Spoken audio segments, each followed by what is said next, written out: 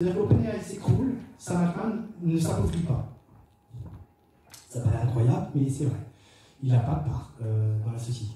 Par contre, il a mis beaucoup d'argent dans Helion Energy. Helion Energy, c'est une entreprise dont on ne parle pas trop. Quand je fais des posts à ce propos sur LinkedIn, tout le monde s'en fiche. C'est juste un indicateur que pour l'instant, il n'y a pas de buzz.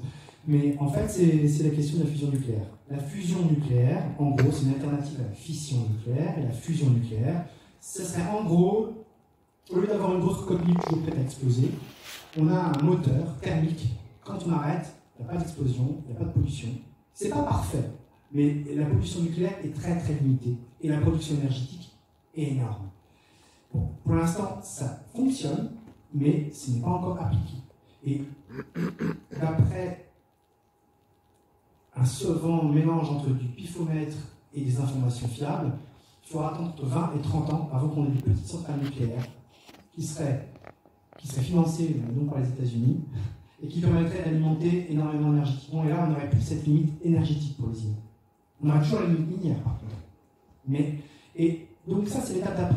Il est jeune, ça, il a 38, je crois, donc il vivra cette étape normalement. Et donc du coup, il a prévu. Et bon, après, c'est vrai que c'est rose. C'est vrai que l'énergie de la fusion nucléaire est rose. Je ne sais pas du tout pourquoi, mais ceux qui aiment le rose et le magenta, ils vont être contents. On en parlera sûrement dans les années à venir, si ça marche. Si ça ne marche pas, par contre, on va devoir être obligé de serrer la vis.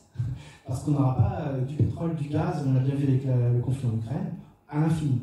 Et du nucléaire non plus. Parce que même l'uranium, il faut le chercher quelque part et on n'a pas indéfiniment. Par contre, avec le système de fusion nucléaire, avec du deutérium, je crois, du bord, enfin peu importe comment ça fonctionne exactement, c'est des petites billes. En termes de quantité, c'est très peu. Ça libère beaucoup d'énergie. En gros, c'est un peu comme l'idée des bombes nucléaires, thermonucléaires, mais en version contrôlée. C'est le Graal. Et c'est dans les cartons. Surtout au Japon, surtout aux États-Unis, un peu en Allemagne, et en France, on est parti dans une impasse, mais ça